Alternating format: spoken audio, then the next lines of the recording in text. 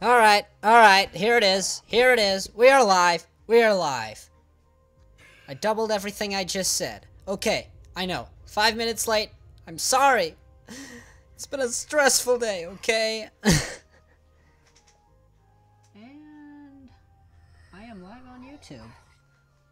Gotta get my CPD hooked up so I can see your comments, because I cannot see your comments without the CPD anymore. Because that's how streaming works. Captain Squirt is here. Kristen is here. I apologize for it being late. I got reminded, on top of everything else that's happened today, it's been a rotten day, okay?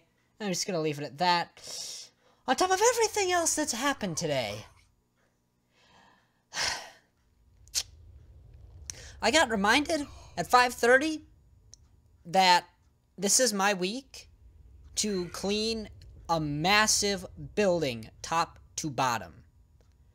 So I'm currently on an hour-long dinner break, quotes around dinner break, so we can do this live stream, because I don't want to leave you hanging, and it looks like that was a good call. Because K-Dot's here, Kristen's here, Squirt's here, I know Pretender's here, and Ryan's here. If I didn't say him, I think I said him. And hey, the whole gang's here. So that means we can play some modded. Okay. Now, I'm not on voice chat yet, because I want to go through what's changed, because if you haven't noticed, some things look a little different. I've been delving a lot into the World of ThaumCraft, doing a lot of grindy and somewhat fun, but mostly grindy stuff throughout the course of this week. So, first of all, we've built this hallway, and right away you're going to notice things look different. I'm not going to go out there yet, because that's where the exciting stuff for tonight is. I know what I want to do in the course of this hour. I have 1 hour. I have to be out of here at the bottom of this hour, so we're going to make this fast as possible. You're also going to notice that the thumbnail looks very underdone. I literally threw it together in 2 minutes, which is also why I'm on Do Not Disturb on Discord. Sorry, guys. Actually, I'm going to turn that on. So I will be going on voice chat here shortly, but I want to go through what's happened so far. So first of all, this here is the alchemical furnace. So what I can do is, with my thermometer, and I think we explored that last episode, I can scan objects like this, and it'll tell me what they're made of. That one's not made of anything. But this one here, for instance, has the 6 Tudamin, which is for armor, as you can see up there by that little blue logo. And like this Crimson Cult Greaves has 5 metal, 5 armor, and 1 alien, I guess. I forget what it actually is. It's Alienus is the name of it. And then here I've got where I'm storing all of the essentia that makes. I should probably finish off on this. So basically what this does is it breaks down objects by smelting them into these core parts. So for this one, for instance, it will give me 5 metal, 5 armor, and 1 alien.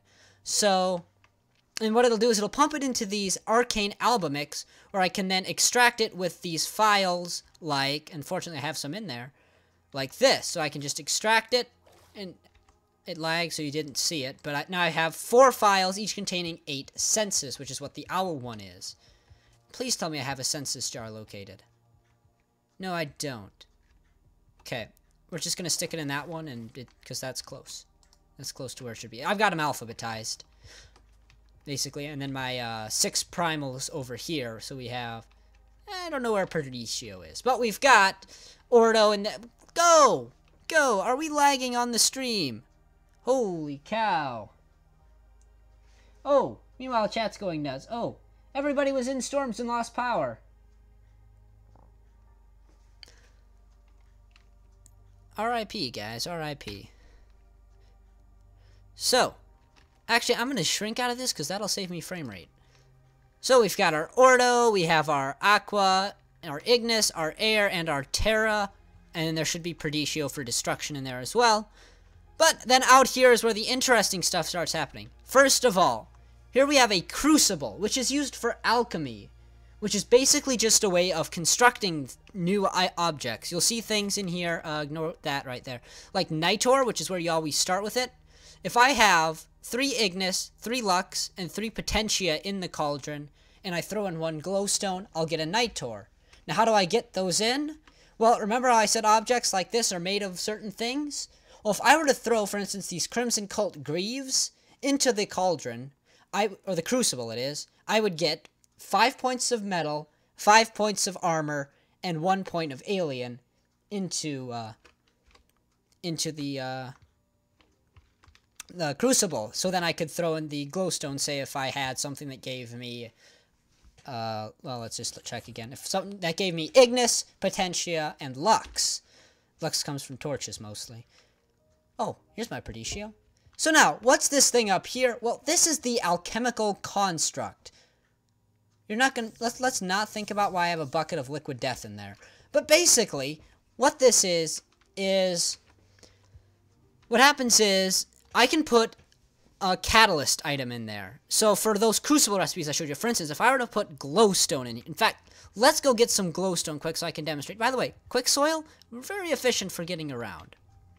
Just thought I'd put that out there. So, anyway, let's take a piece of glowstone. We'll go over here to the alchemical construct. By the way, is any of what I'm saying making any sense? Also, KDOT Development Pictures makes games.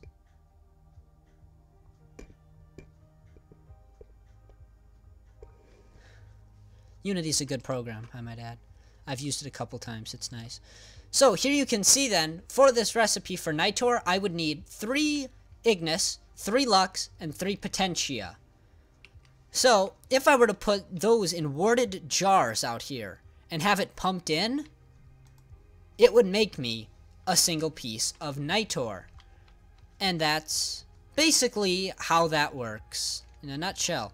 Okay, online right now, I'm also joined by Pretender, Llama, and Captain Short, it looks like, on the world tonight. Unity takes practice. I've used it enough to know that it's well made. KDOT uses it to develop things, which is awesome, I might add. Now here we get to the most complicated part, in my opinion, of ThaumCraft. I spent all day working on this. So what is it? Well, this right here is the infusion altar. Somebody just came in the back door. So, okay, this here is called the infusion altar. And what we do on it is there's going to be recipes in the booklet that look a little something like, oh, let's take the pickaxe of the core, that are going to look like this. Looks kind of more complicated than the last one, but I assure you, it's not. So, this item here is the item you're going to be modifying. You would put that on this central pillar right here. By the way, you can add items to pillars just by right-clicking. So, that right there, the item I showed you, in the middle there, this is what would go on the middle of that pillar. Then, going around it, you would have catalyst items, which are items that are basically used to fuse with it. So, for instance, on one of these pedals, say I needed a thermometer for part of the fusion, well, I'd put the thermometer there. Say I needed an ambrosium torch, and a thermometer like that. Like, I could put those there, and then they would be used in the reaction. I gotta get my other torch off. There we go. Okay. Oh, hello, Pretender. And Shroomy joined the world. Wonder where he came from. Nudge, nudge, wink, wink. Okay. And then the other part of this that you're going to see down here at the bottom are these aspects. So in this case, Ignis, Perfodio, and Census. What you would have to do is take warded jars and put them on this platform. By the way, the infusion altar goes out 10 blocks in every direction from it. Just side note. So what I would do is I would say put a jar of Census here and then come over here. By the way, the reason this is complicated. I'm going to finish this for it. Okay. I'd put the jars here and then I can right-click on this with my wand and the fusion will start. And then things get crazy. And I'm going to demonstrate that once because we're going to be fusing something tonight.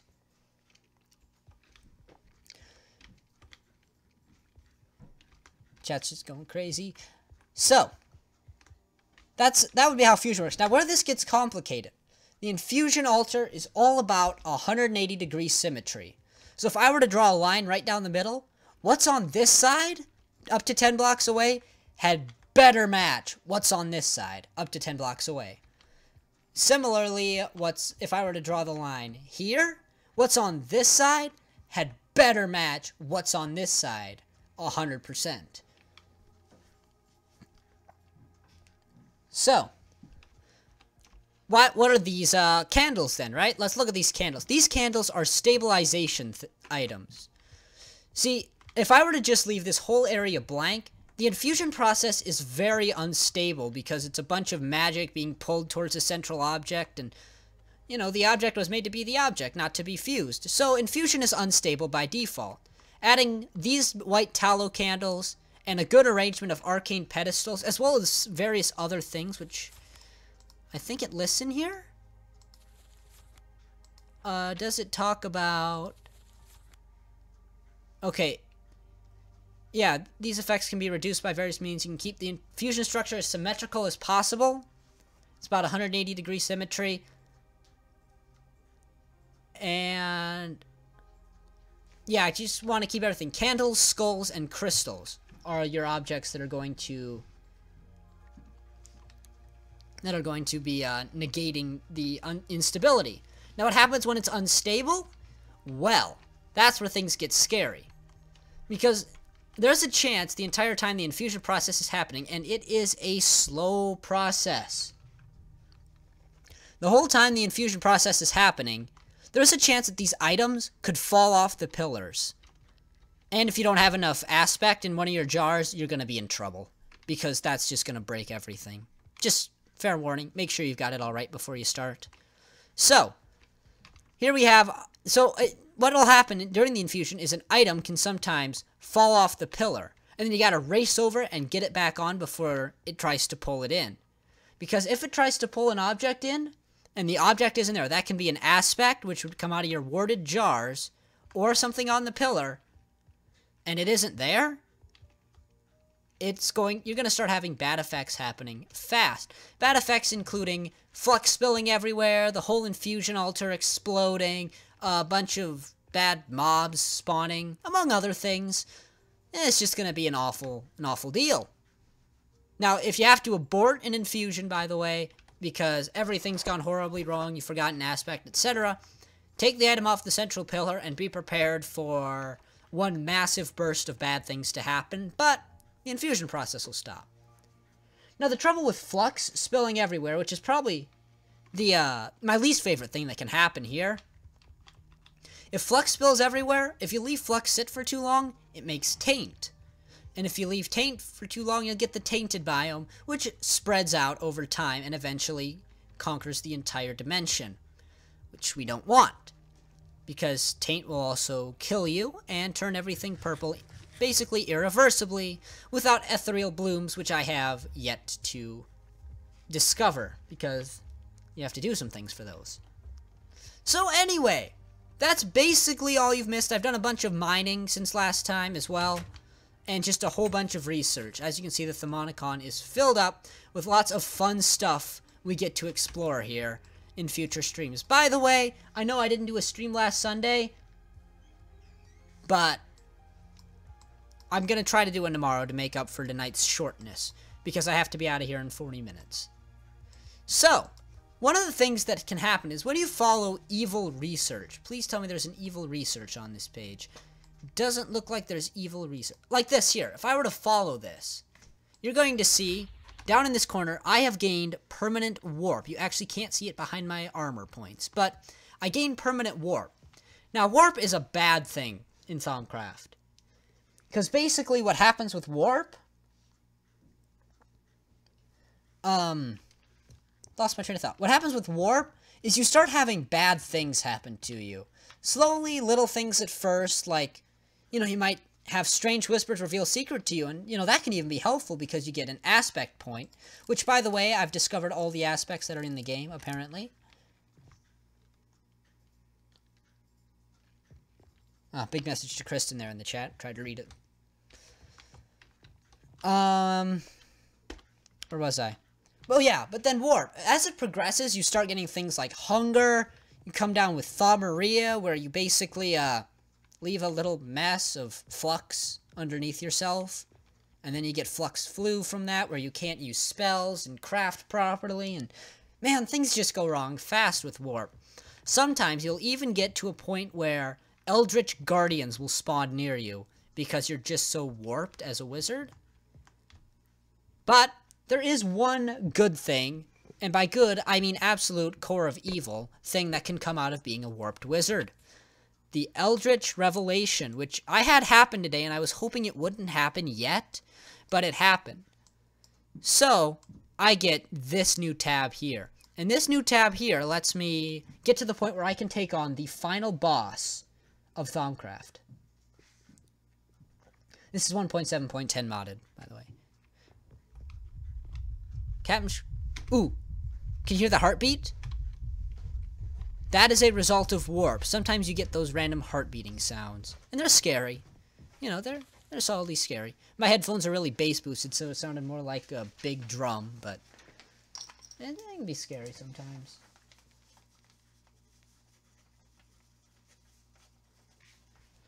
Okay.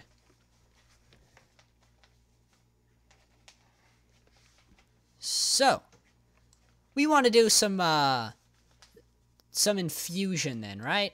We want to infuse something just to see how that process works while I'm here. So, if you try and make, I don't think I've got the materials for that. Okay. Sorry, I had a note there.